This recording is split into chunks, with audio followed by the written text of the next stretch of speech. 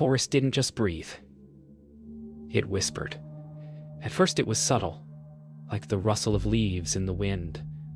But soon the voices became distinct, chillingly human, murmuring secrets that weren't theirs to know. Every footstep on the damp earth echoed unnaturally, and shadows slithered between the trees, as if alive.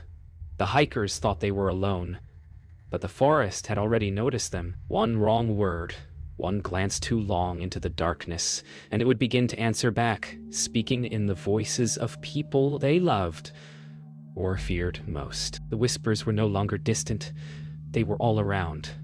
Ethan caught what sounded like his sister's voice pleading, but when he called out, only the hollow forest answered. Every tree seemed to lean closer, each branch a bent arm, each shadow a watchful eye.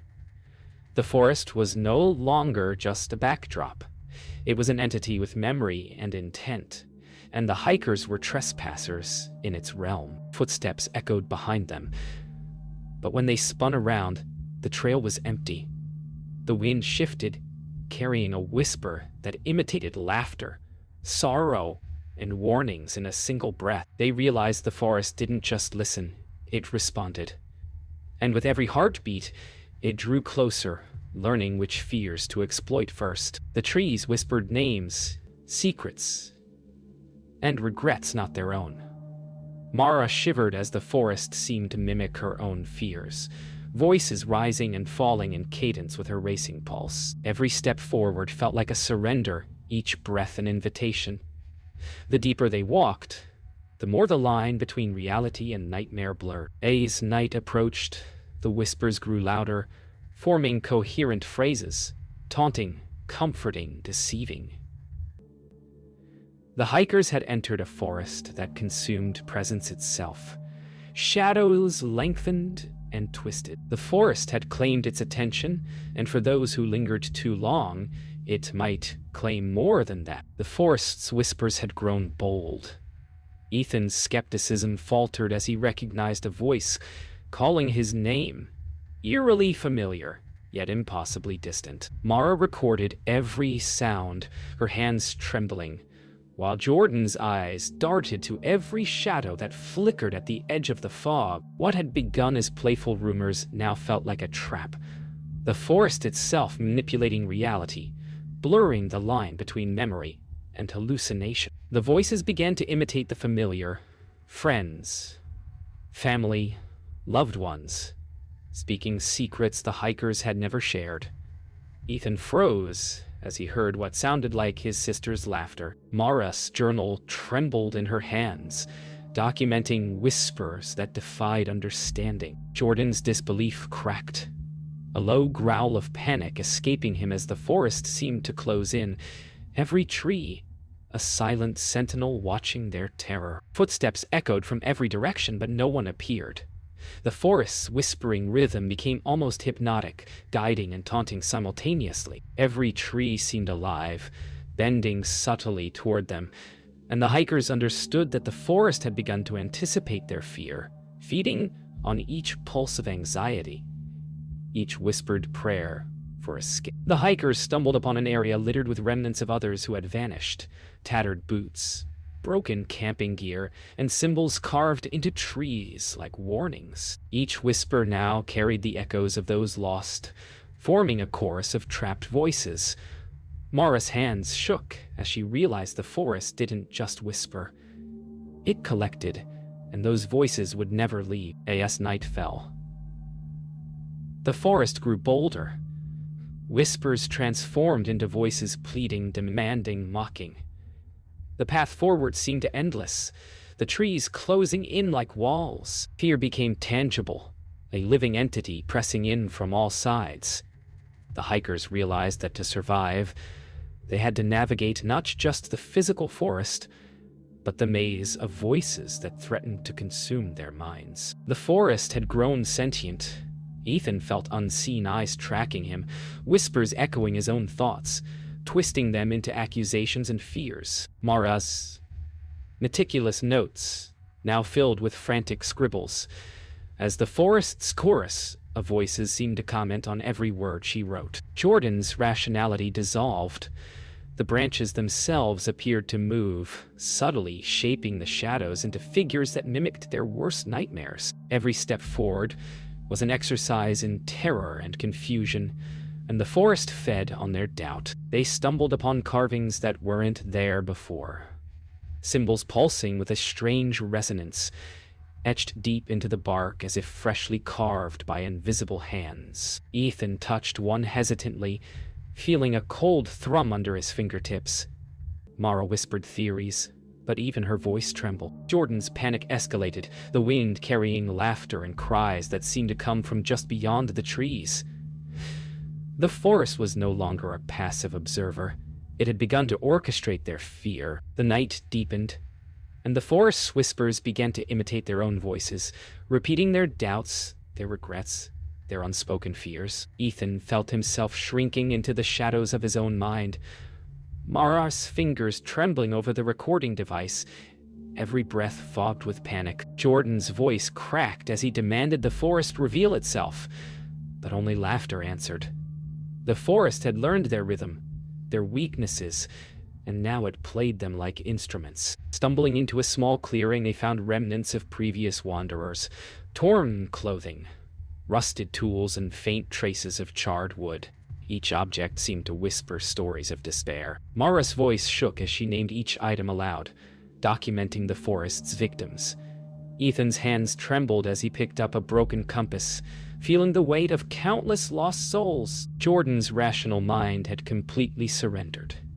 Panic made him hyper-aware of every shifting shadow, every sound that could be a predator, or the forest itself. The forest had claimed the night. Whispers rose to a deafening cacophony, voices overlapping, mocking, pleading, commanding. Ethan felt every step heavier, the ground itself resisting motion. Mara's hands shook uncontrollably, her notebook now a frantic blur of indecipherable words. Jordan screamed, but the forest swallowed the sound. There was no escape yet. The forest had not finished teaching its lesson in fear, and the night was only beginning. The forest had begun to prey on their minds. Mara recorded every whisper, each one eerily mimicking their memories, twisting emotions into fear. Ethan's skepticism dissolved as he heard the voice of a loved one pleading for help in the distance, sending shivers down his spine. Jordan clutched his survival gear, pacing nervously, muttering to himself as shadows seemed to reach for him. The forest didn't just surround them. It penetrated their thoughts, turning every heartbeat into a countdown toward terror. Mara began to see patterns in the whispers, a strange rhythm as though the forest spoke in a language of its own. Ethan's panic grew as he realized the voices knew more about him than anyone should. Jordan's rationality shattered entirely. He began shouting at trees, demanding the whispers stop. The forest responded not with silence, but with a chorus of their voices, distorted, overlapping, teasing, and terrifying. Reality and hallucination blurred, and survival seemed impossible. Every step became a battle between reason and terror. Ethan felt as though unseen hands pushed against him, slowing his progress. Mara's notebook pages fluttered as though caught in a phantom wind, the recorded whispers growing more insistent. Jordan staggered, eyes wide, convinced the forest itself was physically moving to trap them. The very ground seemed alive, and every tree a sentient observer, cataloging their fear, waiting to strike at the right moment. The forest began to isolate them, twisting paths so they couldn't retrace steps. Mara realized the whispers carried hidden cues, guiding them deeper, almost as if the forest wanted them to discover its secret. Ethan's skepticism completely vanished. He clutched his chest as the forest's voices repeated a memory he had tried to forget. Jordan's panic reached a fever pitch, muttering threats to the trees, while shadows seemed to flinch and recoil at his words, only to creep closer again moments later. The forest's whispers now spoke directly to their fears, insecurities, and memories. Mara's recordings revealed hidden patterns. The forest collected voices, feeding on emotional energy. Ethan realized that to survive, they couldn't just escape the trees. They had to resist the whispers, suppress the fear they thrived upon. Jordan trembled, unable to cope, as the forest seemed to pulse with awareness, a living entity that remembered everything it had heard, waiting for the moment to claim more than their sanity. The forest had become predator. Roots twisted to block paths, branches clawed at jackets and hair, and fog thickened into a suffocating wall. Ethan stumbled, heart hammering as distant whispers grew into screams. Mara called out, but the voices mocked her, repeating her words with cruel distortion. Jordan panicked, stumbling over exposed roots, and realized too late that the forest wasn't just a place. It was an entity that hunted fear, and it had chosen them as prey. Branches reached like hands, snagging clothes and hair. Ethan fought through the fog, the whispers growing louder, now almost tangible. Mara's voice cracked as she tried to call out to him, but the forest seemed to swallow sound itself. Jordan's rational mind shattered completely. Every movement felt like the forest conspired against him. In the heart of whispering pines, there was no neutral ground. Every shadow, every step, every breath became a weapon of the forest's design. One of them vanished. Jordan's scream echoed and then was cut short, leaving only the forest's whispers in reply. Ethan and Mara froze, unable to process what they had just witnessed. The shadows seemed to pulse with anticipation, as though the forest had consumed part of their friend and now hungered for more. Fear became a physical weight, pressing against their chests, and every instinct screamed to run. Yet the forest's labyrinth ensured escape would not be simple. The forest's assault intensified. Roots lashed at ankles, branches clawed at jackets, and fog thickened to the point of near suffocation. Every whisper seemed to carry Jordan's voice, calling, pleading, mocking. Ethan and Mara stumbled blindly, senses overwhelmed. The forest wasn't just guiding them. It was shaping the environment to terrify, to manipulate, to isolate. Survival depended not only on speed, but on the ability to ignore the voices, echoing every memory, every fear, every secret. Ethan and Mara reached a narrow ravine, the forest pressing in on all sides. The whispers had reached a fever pitch, now indistinguishable from their own thoughts. Each step was a gamble. One misstep, one glance away, and the forest might claim them as it had Jordan. They realized that survival required more than running. It demanded understanding the forest's intelligence and resisting the voices that thrived on fear. And yet, even as they focused, the shadows twisted, reminding them the hunt was far from over. Mara pieced it together. The whispers weren't random. They were collected voices, memories trapped in the forest's trees, feeding on the fear of anyone who entered. Ethan's skepticism had vanished completely. He realized every scream, every whisper, every shadow was part of a vast, sentient memory.